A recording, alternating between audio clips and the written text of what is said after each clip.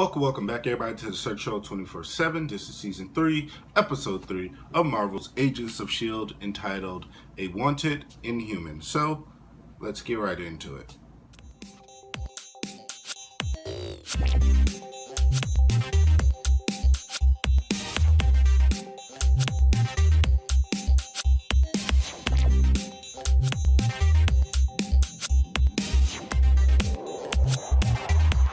Alright guys, a lot happened in this episode. Now, in this episode, Hunter and May, they're still on their main mission to basically kill Ward and take him down. So what they have to basically do is they get word that Ward is like recruiting new people for his brand new Hydra that he's building up, and to get into this group he's looking at like these people can fight and stuff, and there's like a little underground fight club thing that's about to go down that they need to get into and win so they can actually get chosen to be put into that new team that Ward's trying to build. So that was really cool, because Fight Club scenes are always just real cool, and it gave an excuse to really show off May fighting and to show off Hunter fighting, which was really cool.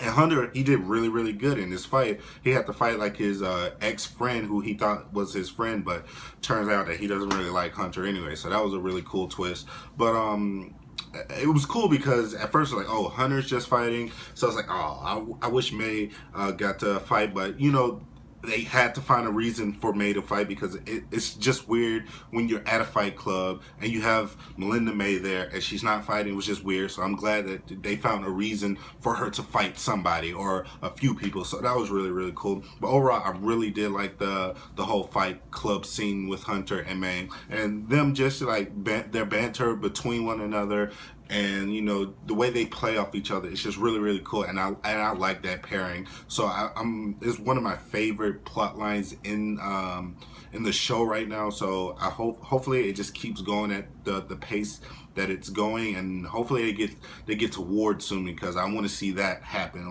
as soon as possible. Another part of this story, or the main story of this, is basically Lincoln has basically been outed by the other government that's not S.H.I.E.L.D. And now he's basically on the run because they're trying to get him. So they broadcasted him to the world to tell people yo, he's dangerous, he's an alien. If you see him, please call us so we can extract him and we can take him in and stuff. So he's still on the run and stuff. He's still hesitant to get help from S.H.I.E.L.D. because he doesn't really trust S.H.I.E.L.D. But he's more comfortable with Daisy, and that whole storyline is bound to happen where they kind of fall in love, and he only trusts her because he's in love with her and she's in love with him, blah blah blah. I don't really care about the love crap, but it's bound to happen. I did like the fact that we got more of him and more of his powers. It was a lot of great shots in this episode of him just using his powers, and it just looks fantastic. I love electricity, and electricity powers are one of the cooler powers that you can have, other than like having fire, which is probably the most coolest power. But electricity is a really cool power, and it looks good on screen and on TV. But yeah, now what's happening is S.H.I.E.L.D. has to kind of work with that other agency just to kind of they have to kind of mend their bad blood with one another and kind of work together, because it's just too much going on, and Coulson doesn't want to deal with all this extra crap, and he doesn't want to spend this extra money and trying to fight them and stuff. So they're kind of working together, and he needs to kind of save Sky's butt, because her photo can actually be leaked out to the public too, which they can't have. But at the same time, when I was thinking about it, it's the lady says she doesn't have a name, she doesn't have social security, she doesn't have ID or anything. So basically Sky's a ghost, or Daisy's a ghost. So I feel like Coulson shouldn't even worry about it, because I mean, she's basically protected anyway with shield.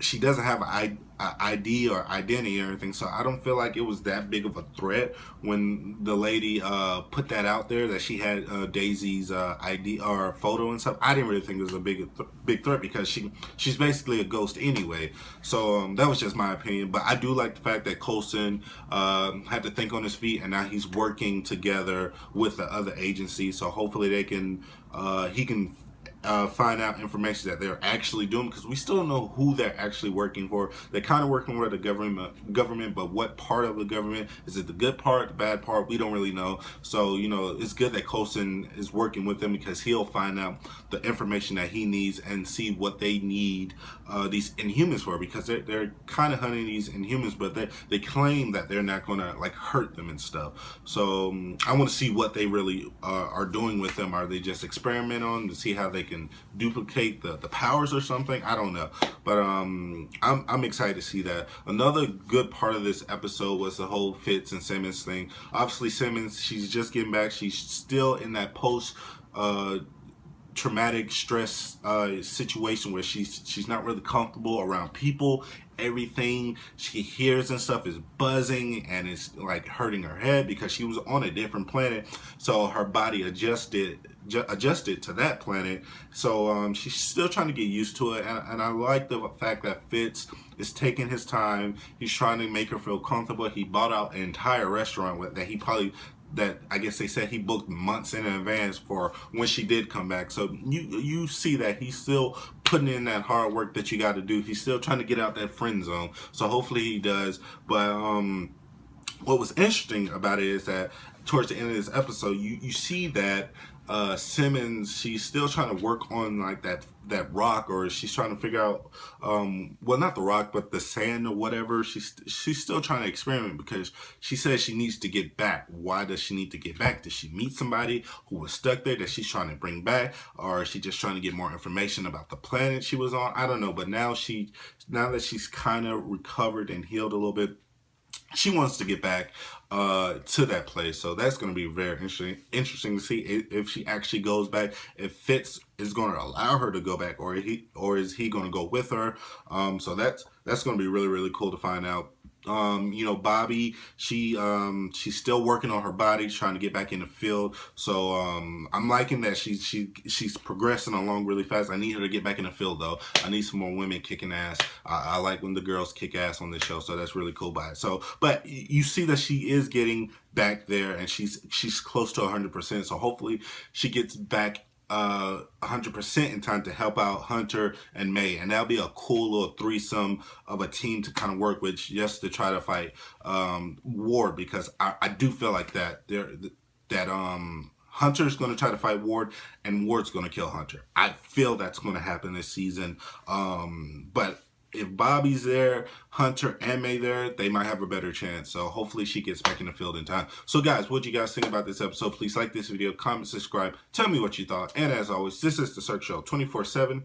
Be easy.